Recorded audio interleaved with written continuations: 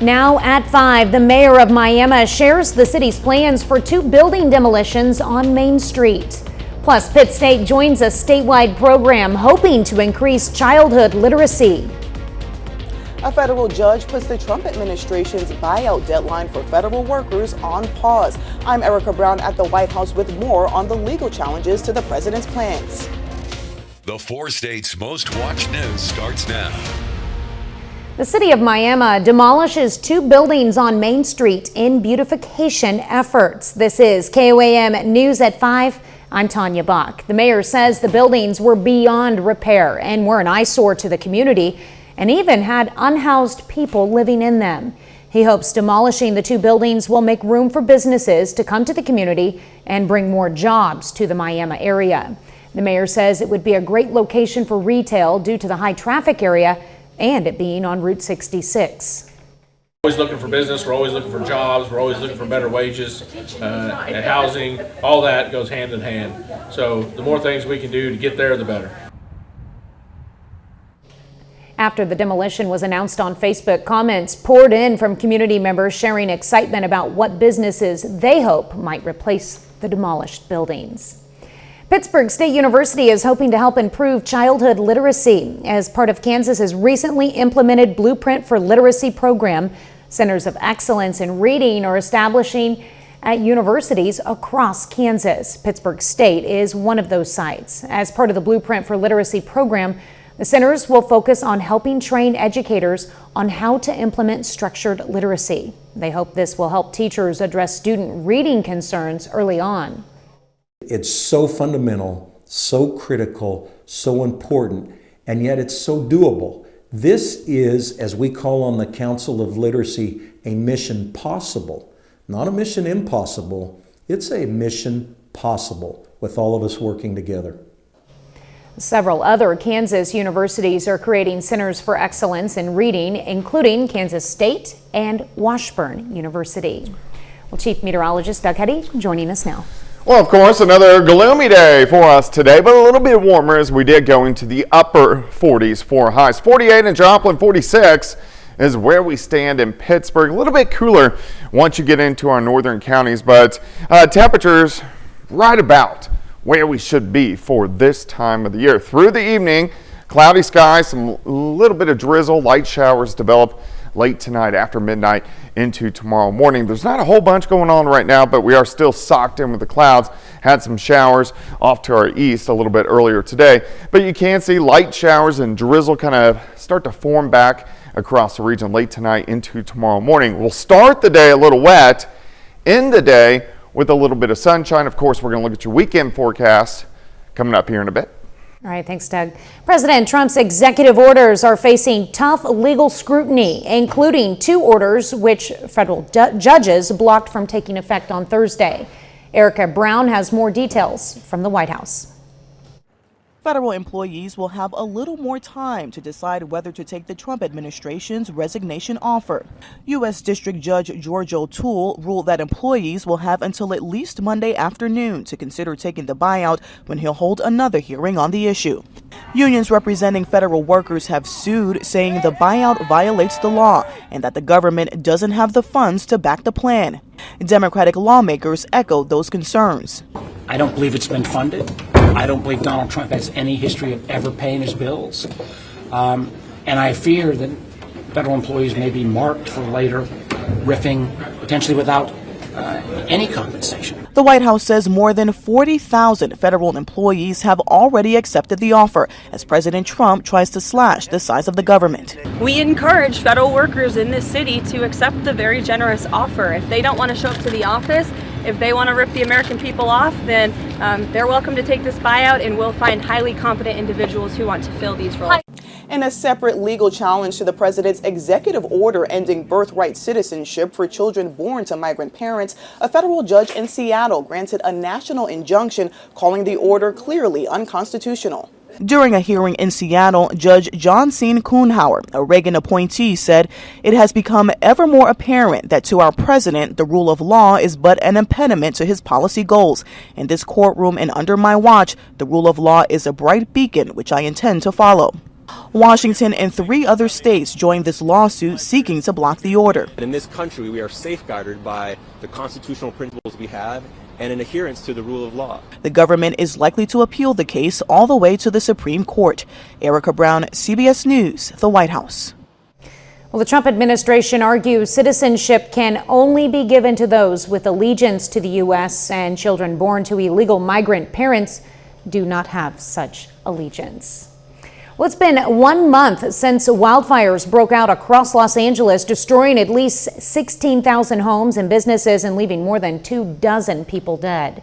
Los Angeles Mayor Karen Bass says crews are making progress removing hazardous materials, clearing the way for new construction. She said those who lost their homes are receiving property tax relief and rebates for utility payments.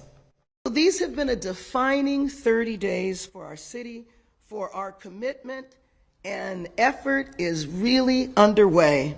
So over the next 60 days, we are going to make further progress through an all-in, all-hands-on-deck effort. We are going to build Los Angeles back to being the #1 city in the country. The mayor's remarks coincide with a new video of the Eaton fire showing first responders evacuating a nursing home that burnt down in hours. 2 astronauts stuck at the International Space Station may soon be making their way home. NASA is finalizing plans to bring astronauts Butch Wilmore and Sonny Williams back to Earth on a SpaceX Dragon as soon as mid-March. The pair initially set out on an 8-day mission back in June, but problems with the Boeing Starliner spacecraft prevented their timely return. Like where we are right now, you come and look out the window and you just go, wow, I got to pinch myself to be able to have this view, to be able to share this view. I mean, I think one of the things I was regretting from a short duration mission was it's hard to share the whole thing with people. And on a long duration mission, you get that opportunity where you get to talk to people, get to talk to school kids. So I think that's in the back of my head. Hey, it's an opportunity, like, let's do it. Now, Williams says she misses a good latte and is looking forward to some earthly delights like petting her dogs and jumping in the ocean. Well, coming up, Go Red Day. It's the #1 killer of women in the U.S. I'm Stephanie Stahl with what you need to know about cardiovascular disease on this National Wear Red Day. And later with the big game on Sunday, many are also watching for those Super Bowl ads. We've got a sneak peek at what you can expect. Topping today's Health Watch, the first Friday in February marks National Wear Red Day, a day to raise awareness about the leading cause of death for women in the U.S. Stephanie Stahl has one woman's story of survival and what she wants others to know about heart disease. Robin Eaton wants women to trust their gut when it comes to their heart. I started having intense pain in my chest. My arms were tingly and my back hurt. In November 2023, the 46-year-old called 911. Responding paramedics said her vitals and EKG were normal and she wasn't having a heart attack, so she didn't go to the hospital. Later, the pain got more intense and she headed to the emergency room. It was very, very scary because all of a sudden, the room is just filled with doctors and nurses. While a typical heart attack is caused by heavy plaque buildup in the arteries, Robin experienced a less common type that disproportionately affects women, spontaneous coronary artery dissection, or SCAD. It's actually bleeding inside the artery wall, sort of like a bruise inside the artery. And that bruise can get so big that it blocks blood flow. When the heart is not getting enough blood flow, there can be damage. Dr. Harmony Reynolds at NYU Langone Health wants other women to follow Robin's example. When there's chest discomfort or another symptom that you think might be heart attack, and it's going on for 10 or 15 minutes or more, we need to call 911 and get to a hospital. I just run a 5K the week before. I was the healthiest I've been in years. Tests showed Robin has a condition that increases her risk for SCAD, and she was treated with medication and cardiac rehab. Had I just listened to the paramedics, my kids would have come home and I would not have been here today. You know your body best. She's sharing her story as part of the American Heart Association's Go Red for Women movement and says she's maintaining a healthy lifestyle to continue healing. Stephanie Stahl, CBS News. According to the American Heart Association, among adult women age 20 and older, nearly 45% are living with some form of cardiovascular disease. Well, Freeman Heart and Vascular Institute in Joplin is unmistakably dressed in red today as they host the annual Wear Red for Women event. The vibrant color serves as a powerful symbol of awareness as doctors, nurses, and staff come together to highlight the dangers of cardiovascular disease. According to Freeman, this disease remains the leading cause of death among women in the United States. Women are different. Diabetics also fall into this different category. And sometimes for those patients, it may mainly just be shortness of breath or really feeling nauseated or just having this profound sense of weakness and this, for lack of a better expression, this sense of impending doom. And those are the things that I think women need to be educated on. Freeman Hospital also says cardiovascular disease claims the lives of more U.S. women than all cancers combined, including breast cancer. That's a look at today's health news. A little later, tickets to Super Bowl 59 this Sunday in New Orleans are still available, but they'll cost you a pretty penny. Plus, we are tracking maybe some snow chances. We'll look at that coming up. Well, of course, it turned out to be kind of gloomy once again for us today. A little bit of drizzle, some light showers during the morning hours, but then once we got into the afternoon hours, most of the drizzle cut off, but the clouds definitely stuck around. Nice shot, Indigo Sky Casino and Resort, of course. Indigo is just outside of Seneca, Missouri. Through the evening hours, we slide back through the 40s, cloudy skies. After midnight, we get some additional showers right back into the region. 45 in Stockton, 46 Anderson, 50 in Miami. We have 50 in Neodesha. But overall, at least it's a little bit warmer for us today. Going outside, cloudy skies, 48 east, southeasterly winds at about 5 to 10. Any showers we had this morning, these have pushed across eastern parts of Missouri. So we look okay, but again, we'll start to get that drizzle making its way back into the region later on tonight. And here's our next storm system, which will start to affect us as we head into early next week. But overall, most of the weekend is looking pretty good. All right, through the evening hours, you can see some hit and miss little showers popping back up late tonight into tomorrow morning. Light showers along and north of I-44. So we start the day with some light showers. These will mainly push out by noon. We may actually warm in the morning into lower 50s, and then we'll slowly drop off as we go into the afternoon hours. By the evening hours, a little bit of sunshine, we slide back into lower 40s. So the morning will actually be warmer than what we're going to see during the afternoon. Tomorrow night, we slide back upper 20s, so a little bit colder. Heading into Super Bowl Sunday, temperatures lower 40s. We are going to have a lot of clouds. There could be a little bit of drizzle in our southern counties, but most of us should stay dry. By the time the Chiefs win, temperatures will be dropping back near freezing. And then as we head into Monday morning, clouds increase once again. All right, for the weekend, 52 Saturday, 42 on Sunday. Cold Saturday night. Again, we'll have some morning showers tomorrow, but overall, looking pretty good. All right, heading into Monday, here's our next storm system. It's a weak wave, but it should give us a wintry mix. I think the better chance to get a wintry mix is going to be along the north of I-44, and then our southern counties most likely staying mainly rain. So we'll have, here's Monday night, light wintry mix kind of pushing through the region into Tuesday morning, and then as we head into Tuesday afternoon, a little bit of light snow kind of pushing through the area as well. Doesn't look like a big system. The one that looks a little bit bigger is the system that moves in on Wednesday. We're right along that rain snow line once again, so our northern counties would have the better shot to get accumulations. System number one, I'm going to keep the amounts low because I think it could shift a little bit farther north, but under an inch for most of us, our northern counties, 1 to 3 inches. Of course, we'll keep you updated on that. 52 tomorrow, 42 Sunday, 42 on Monday, only 33 Tuesday, 31 on Wednesday. So active week next week, especially the first 3 days. Yeah, it's a lot of stuff going on there. There is. But a nice day for the Super Bowl, and that's it looks pretty good. All right, thanks, Doug. Well, there's still time to secure tickets to Super Bowl 59 this Sunday in New Orleans, but it might cost you a pretty penny. We'll have that story coming up after the break, along with Super Bowl ads a buzzin'.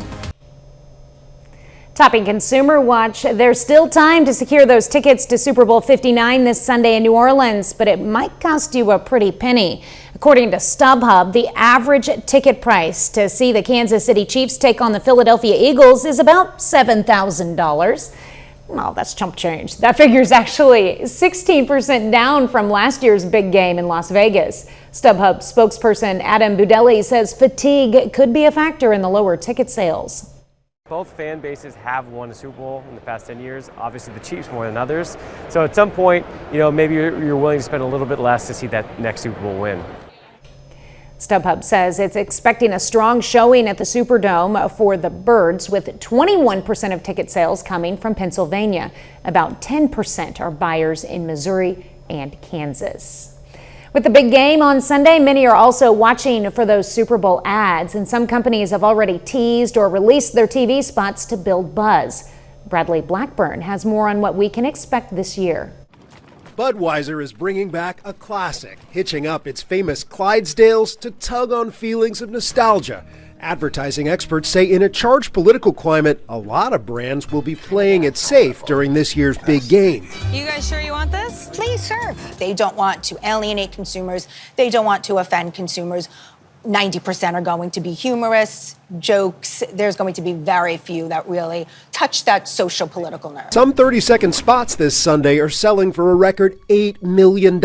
So brands are spending big, securing celebrities to grab attention. There you are. Wow. 3 famous Chris's, that's Hemsworth, Pratt, and Kris Jenner, are donning Ray-Ban glasses powered by Meta. And mayo maker Hellmann's is having Harry meet Sally again, recreating their famous deli scene from the 80s hit. What's happening? Here we go. Celebrities are always a staple of Super Bowl ads. This year, no different. We have the remake of When Harry Met Sally. We're doing a Fast and Furious remake.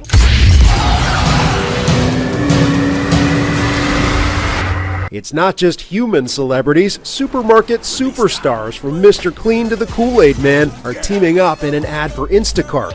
This is the way we take it to the house. If companies are using artificial intelligence to help generate their ads, insiders say they probably won't disclose it, fearing a backlash from consumers like we saw with Coca-Cola's AI-generated holiday campaign. They don't really want to take the risk necessarily.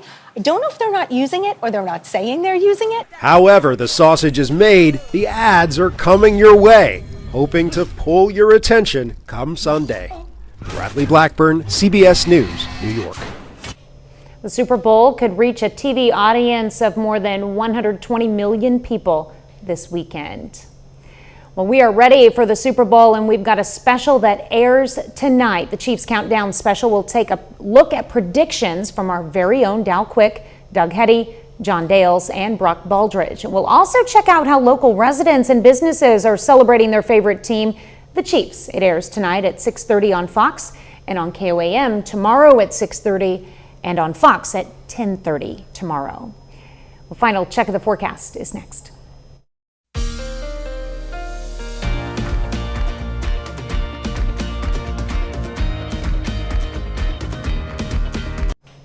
Up next on the CBS Evening News, when giving your teacher an apple just isn't enough, Steve Hartman goes on the road to see what one student did to show her love and gratitude. And then on KOAM News at 6, an alert from a license plate reader in Montgomery County leads to a connection in a capital murder case. Plus, community members are buzzing after they learn about 2 buildings demolished in downtown Miami. And Pittsburgh State and Missouri Southern are set to kick off their baseball seasons with home openers. Stay with us for the CBS Evening News and then KOAM News at 6. And the weather. Yeah, it doesn't look bad for the weekend. We are going to have drizzle and showers to start the day tomorrow. We'll be making it up to about 52, but this is going to be in the morning. We'll drop into lower 40s during the afternoon. 42 Super Bowl Sunday, wintry mix Monday, and then snow showers Tuesday, another wintry mix on Wednesday, another one next Saturday. So it gets pretty active next week. A lot of stuff to watch. All right. Well, thank you for joining us. The CBS Evening News is next. And of course, we'll be right back here for KOAM News at 6. And we'll see you then. Have a great evening.